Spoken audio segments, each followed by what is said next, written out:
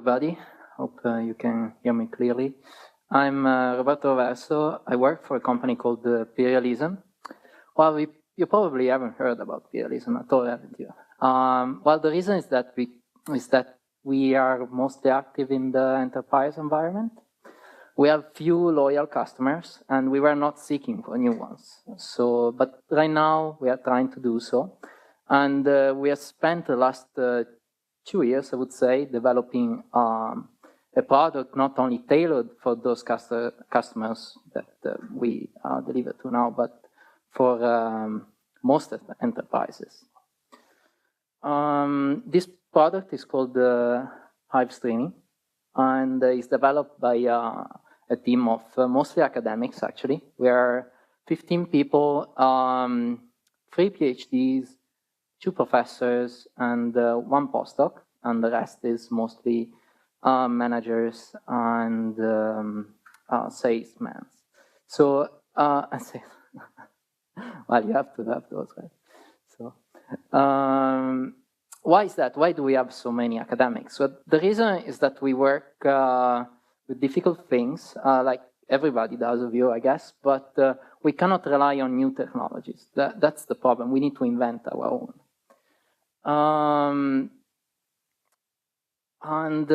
Our product, as I said, is Hive Streaming, and it's a scalable streaming service. Now, all the previous presentations were about scaling backends and basically scaling centralized services. What I'm presenting here instead is a fully distributed service. So in a sense, our backend is you, or whoever uses our product. Our product is, again, a scalable streaming service for live and video-on-demand content. And it supports both WAN and corporate environments, but we're targeting mostly corporate environments right now. And it's software-based. And it's integrated with Windows Azure Media Services. And that's not the case, is on purpose, because we're a launching partner for Microsoft for their Windows Azure Media Services in September. So we are preparing for that launch.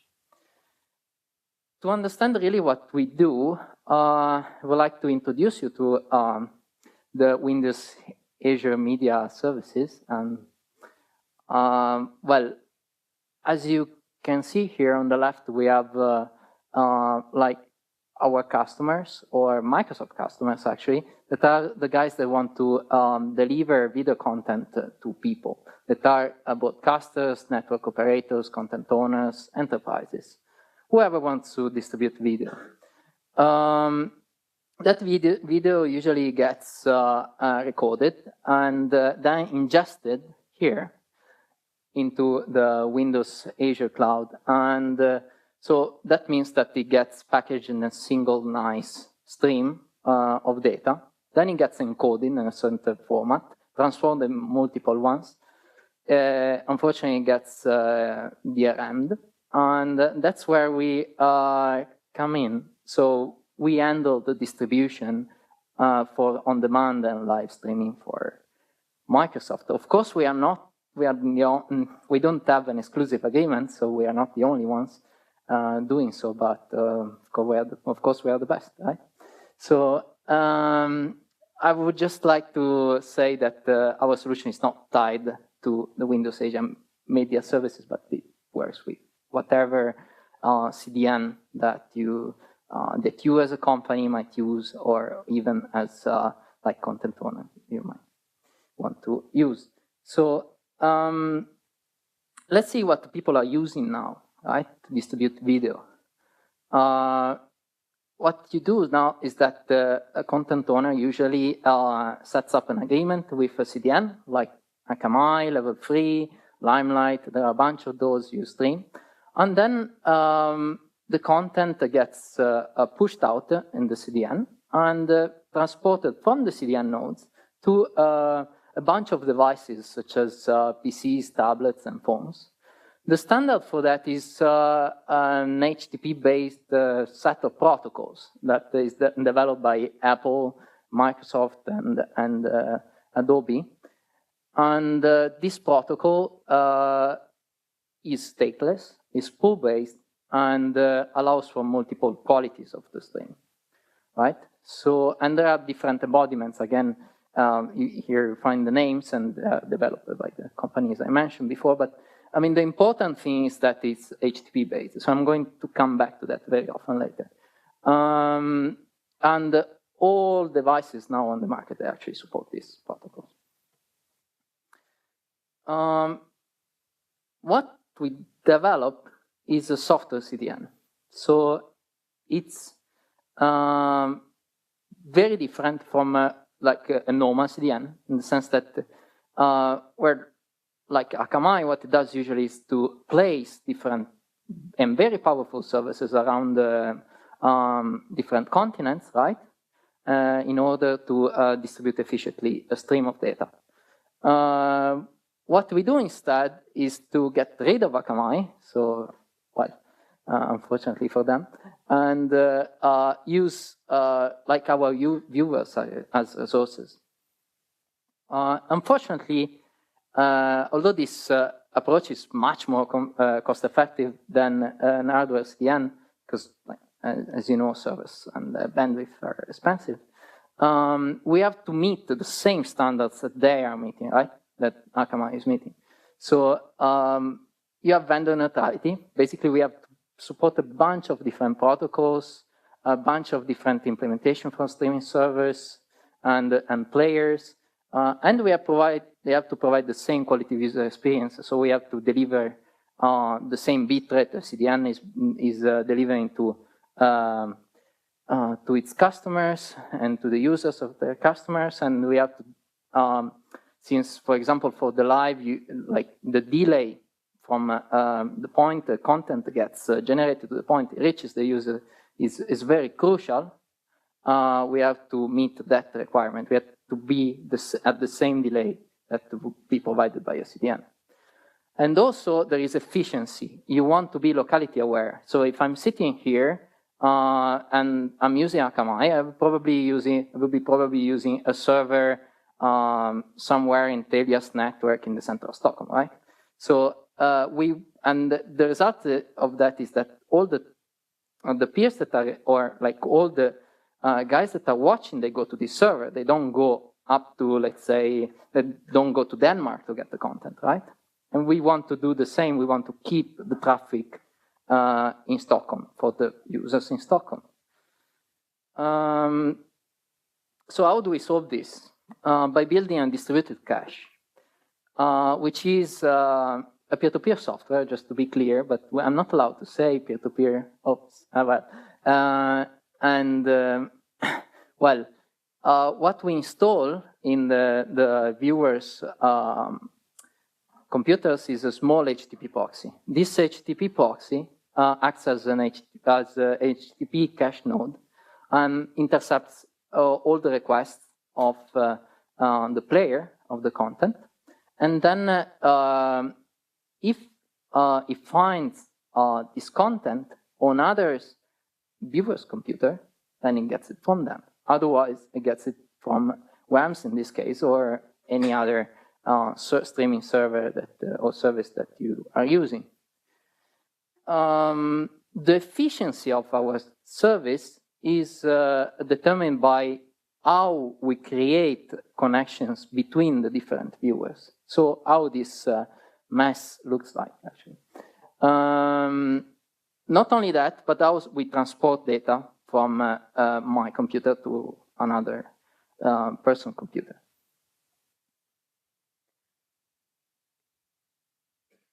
The problem is that you are not using stable service, right? For providing your service. You're using people's computer, right?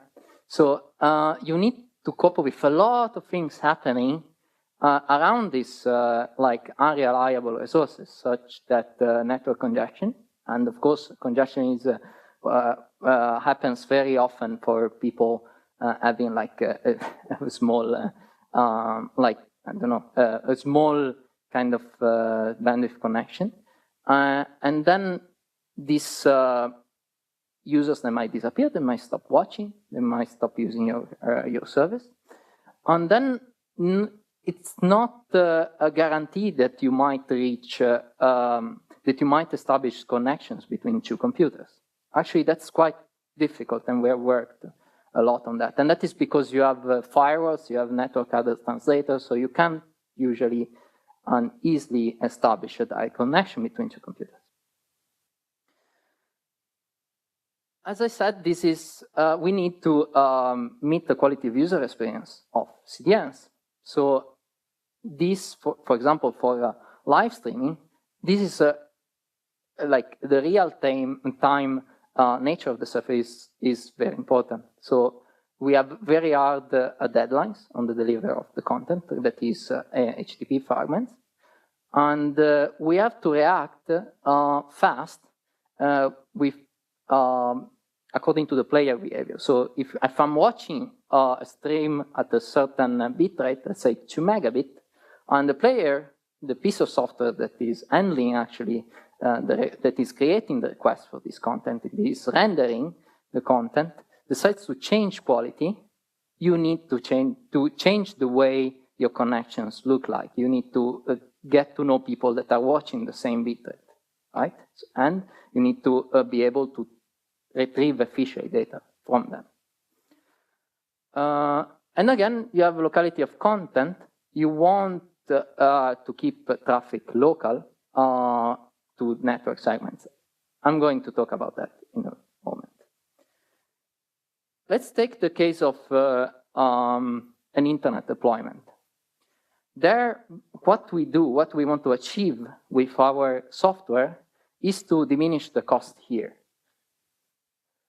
So we want the bill of our customer for the CDN or the streaming service to be very tiny. So actually, the most of the content should come from other peers or other viewers, not from the central server where the content originally comes from. For that, we have to construct a set of connections, as I mentioned, and that looks like a mesh overlay, where an overlay is basically another set of connections over. It's another network over the internet. That's effectively what we create. And this network that we create over the internet is completely self-organizing, which means that every single node runs the same algorithm and talks with others and organizes itself in a way to create an emergent behavior. And that emergent behavior, for example, in the case of an internet deployment and WAN deployment, makes possible for nodes that have more bandwidth available, more upload bandwidth available, to be closer to the server. Why is that? Because if they have more bandwidth, then they can serve more peers, right? More viewers, and so on. But then you have other small policies, like again the locality of content. You want to keep the most of the content in Stockholm, right? So you want this set of connections to be,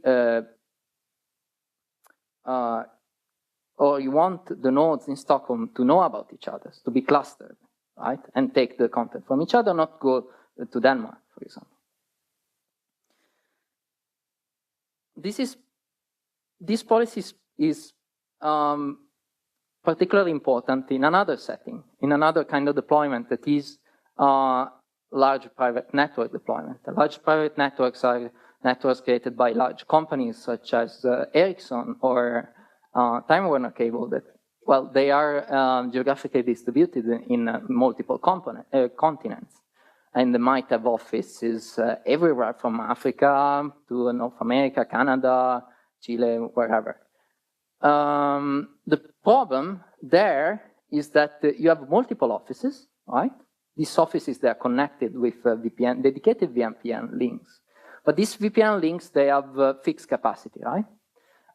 And not all those offices, they have access to the internet, just few of them. So usually, if you're here in a branch office, right, you need to go all the way out to the CDN and then come back to get the content. That's very inefficient. That's very inefficient. So what you do usually is that you deploy caching nodes here in each one of the offices. But what if you have 160 offices in 5 continents, and some of them are in Kenya, where you cannot even ship a caching server? Also, all the caching servers, they are not, either they don't support HTTP live or HTTP streaming in general, and they have to be upgraded, or they don't support the load of all the viewers in a certain office. So what we do is that we come and we say, well, we have a software solution. You don't need to buy all of that Cisco is giving you, right? So just pay us. What we do here is that we create an overlay, a very smart overlay that is hierarchical. So basically, we have the content coming here to the HQ in this case, right? And gets unloaded by only one node, one viewer, and then that viewer can give it to other ones, and then the viewer here knows that there are other viewers in the branch office and just gives it to those. So as you can see, we went from a situation where here there were as many flows incoming as number of viewers to a situation where there is only one. So that's exactly what we wanted to achieve. So we have kind of maximum efficiency. Of course, it's not perfect, our service, but still, we sell it as so. Now, you know, I explained more or less what is the idea and how it works. I guess, I hope it was not too much hand-waving, but, well, let's talk about how it works really now.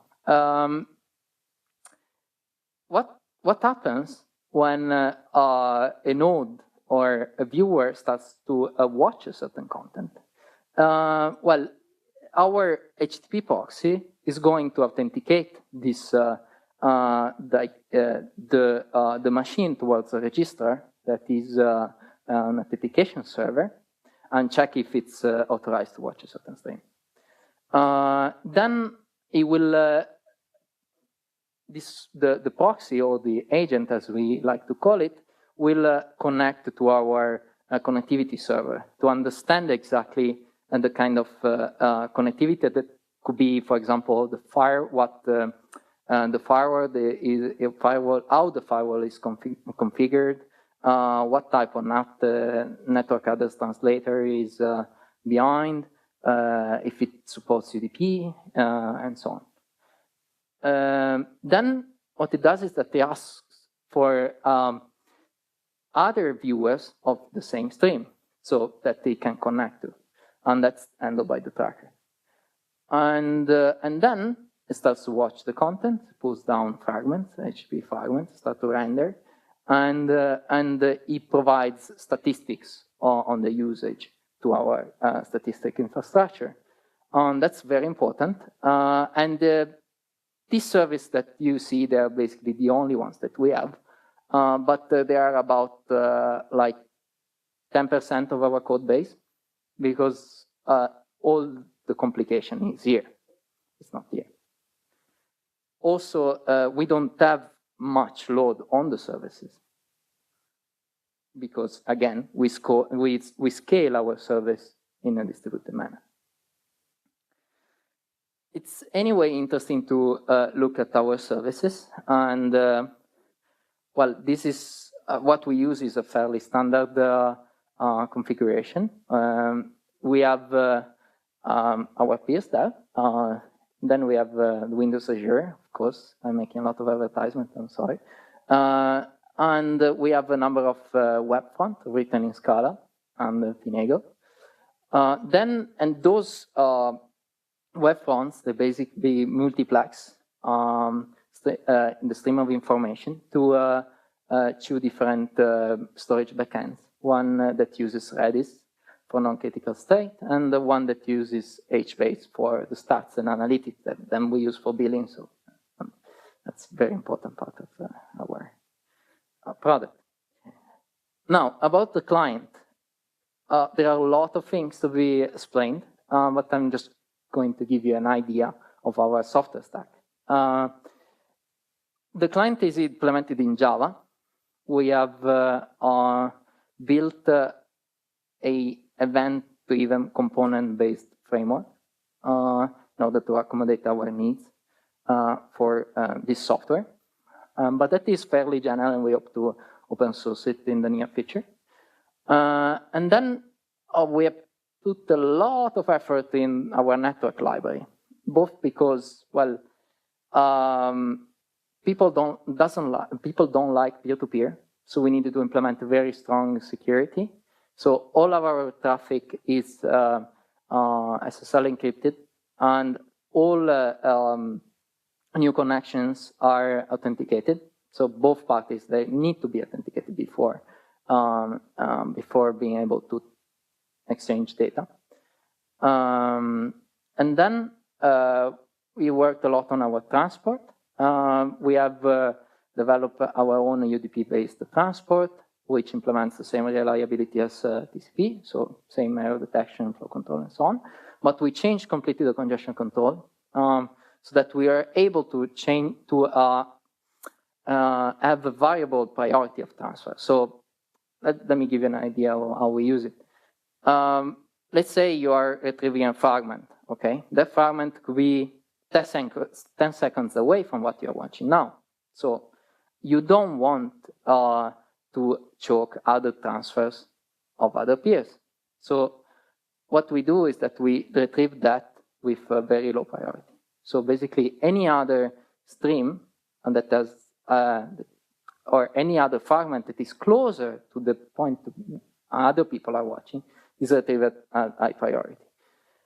You can find information about this. We have a number of papers. I'm going to give you a list at the end because it's very tough to explain here in this, with like few seconds to do so. Again, we have we worked a lot on connectivity as well. That is the main thing. Since we are a peer-to-peer solution, we want to be able to establish connection between peers, right? So, and the problem there is that you have network address translators that mask peers, and we want to, we develop what we think are the best not-traversal algorithms. We have some statistics here. This is a sample of, our test network that is around 12,000 peers big. In there, we have around 18% of peers that don't have a firewall or a network address translator, and then 78% of them they have. And we were able to establish both-way connections with a probability of around 85%, which means that every time it establishes a new connection, you have an average probability of 85%, which is pretty good. And another statistic that we can find is the average connection establishment time, that is 100 milliseconds. You could argue that this is quite high, but as I said, we have authentication, and that authentication of both parties, both peers, is done centrally, so they both need to authenticate the other party centrally, and that's what takes time. Now, let me show you our fancy graphics. This is the flow of data of one of our deployments.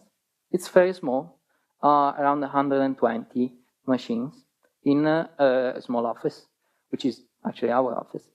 And this is the flow of data of a normal CDN delivered stream.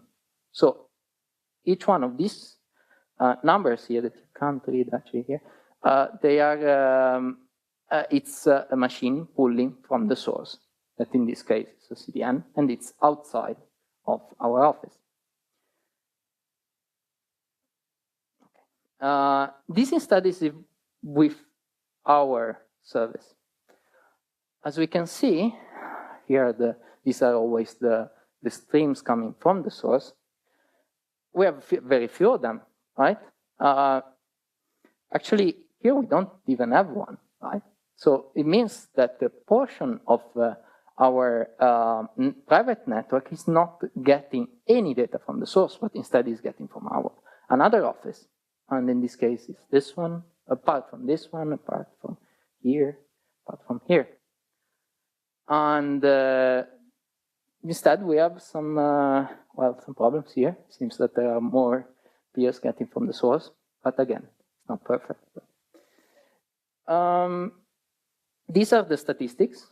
So this is our dashboard, what we show actually to customers and to people that are interested in our service. And here we have the notion of savings, which means the amount of data over time that you save from the CDN. So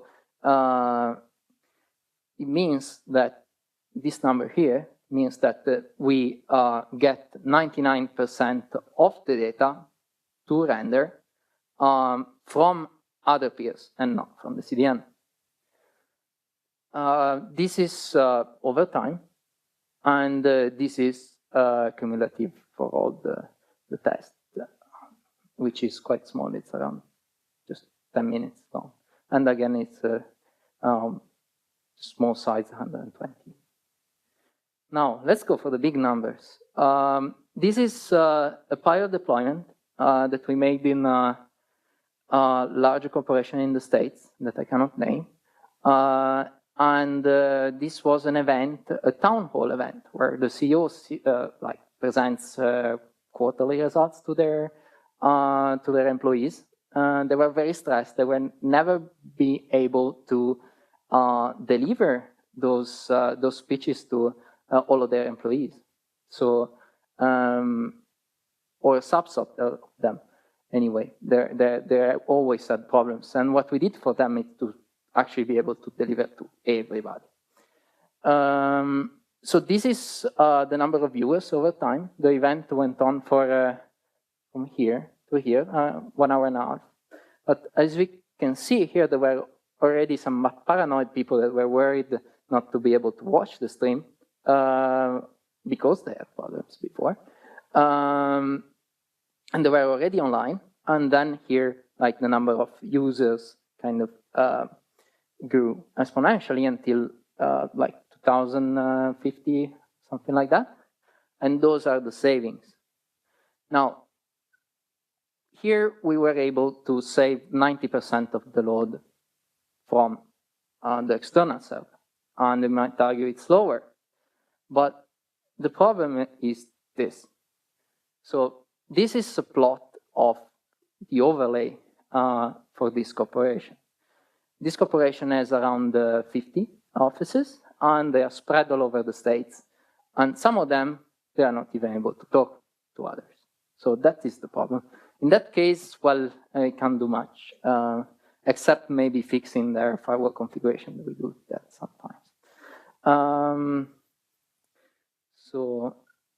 And as the last result, I just want to show you a WAN test. This is in our test network. We have volunteers that actually let us test our application on their machines.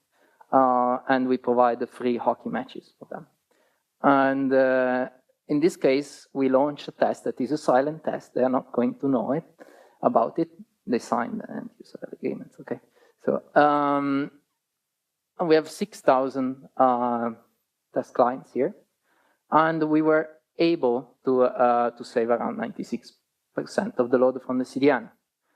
And okay, the CDN costs might be down year to year, but they still cost quite a lot, right? So if you have a linear TV, you still have, and you are, for example, SVT, your bill is going to be like the order of tens of millions of Swedish crowns per year. So, I mean, if you save 96% on all the time on all channels, it's going to pay off, right, at the end of the year. I just wanted to conclude with a list of publications. We don't have many white papers, so if you want to get into our stuff, you have actually to read very tough research papers, and I'm sorry for that, but again, that's what we do. Thank you.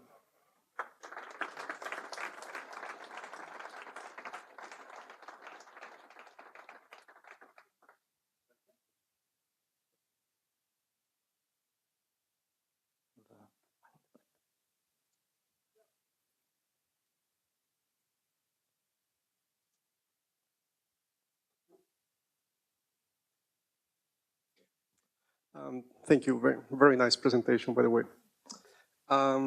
If you're using the Windows Azure platform, why are you using Redis? I mean, why don't you leverage all the tools that you have in Windows Azure? You have like, Azure Storage, Azure Tables, queues, media processors. Well, we will use them once they are stable and they actually scale. But they are. I mean, I've been using Windows Azure for the last 3 years. We have done some like measurement studies, and they really don't look good, at least for our workloads.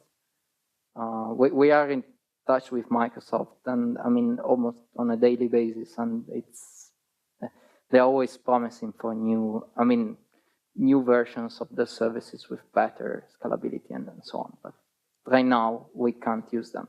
Okay, but when you're working with Redis, so how do you deploy it? Because persistent VMs in Azure were deployed just 3 months ago. Actually, I will relay that question to my colleague that is responsible for the server side. I'm actually the main designer of the client. So, another question I have about your client is basically you're trying to deploy a CDN environment, and that relies on the client hardware infrastructure. Is that correct? Sorry, could you repeat? So basically, you are trying to replicate a CDN using the client, client like the Spotify, right? Hardware, infrastructure. No, it's software. Like we are trying to replicate an hardware infrastructure.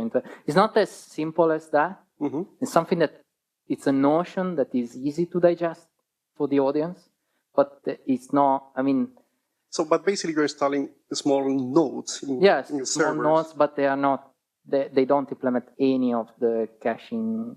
We don't take software from existing caching, existing caching solutions and replicate that into our into our client. It doesn't work like that. It's something completely different. Okay, because it wasn't clear to me. If you're the only thing that we really have in common with an hardware solution or even a centralized, caching, it's the interface, nothing else. Okay. Just I've been working Windows Azure for the last 3 years, and it's like so far performance outperforms Google, cloud services, and some services is better than Amazon. Just probably we can take this conversation offline. Yeah. Okay? I'll be happy to explore ways to scale those kind of services.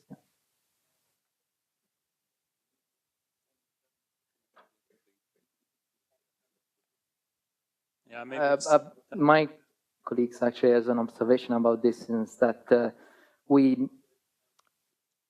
have our own software stack also for the services that we just deploy in virtual machines in IaaS servers, because we sometimes have to deploy the same software inside the corporation, inside large enterprises. So we don't want to have, we want to have like a portable service that we can both, set up in Azure, but also inside the corporation. So that is one reason why we don't fully utilize the Azure services as they are, because they require some level of customization, and we don't want to be tied up with this.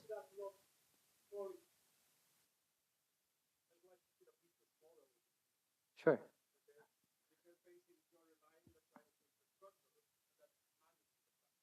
Yeah.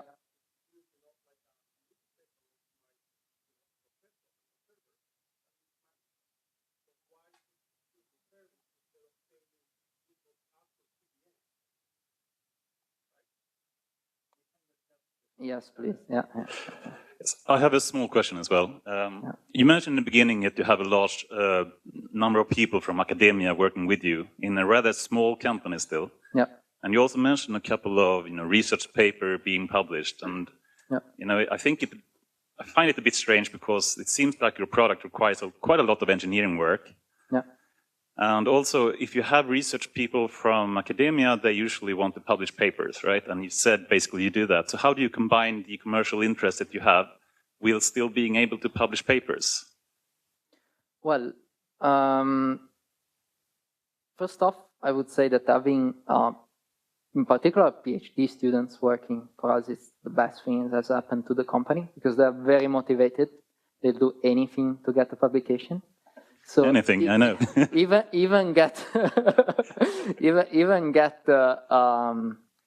even deploy or even develop a production quality code.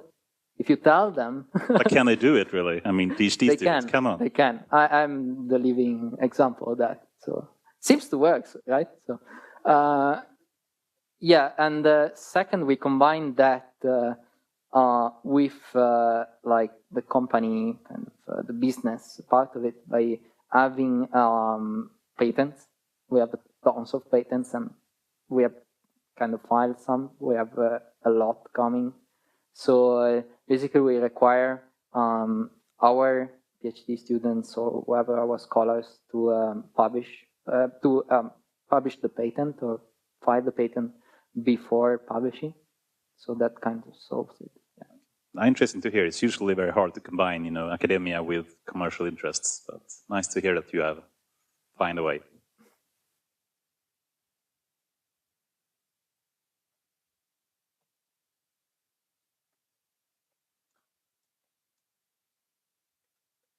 Yes. Do you see a future where your software or a similar software would be built into Android devices, for example? I'm happy that you mentioned that actually, because we do have a mobile client. It's mostly just an SDK that we give to our customers to integrate in their own app. The problem with that is that we couldn't fully implement our client inside the mobile or phones or tablets because that would be too much like battery consuming. So we are looking to ways to improve battery consumption, and we're actually working with Spotify for that. So we have a collaboration and try to find some general way to be able to have a full peer-to-peer stack inside mobiles.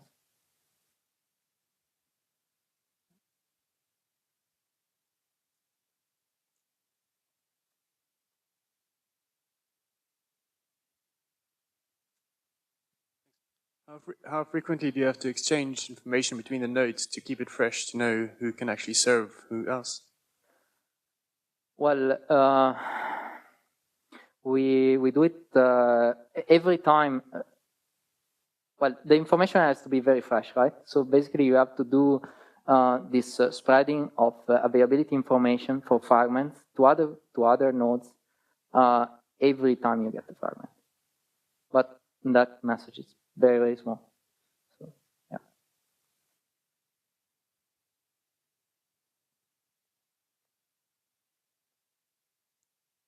More questions, or?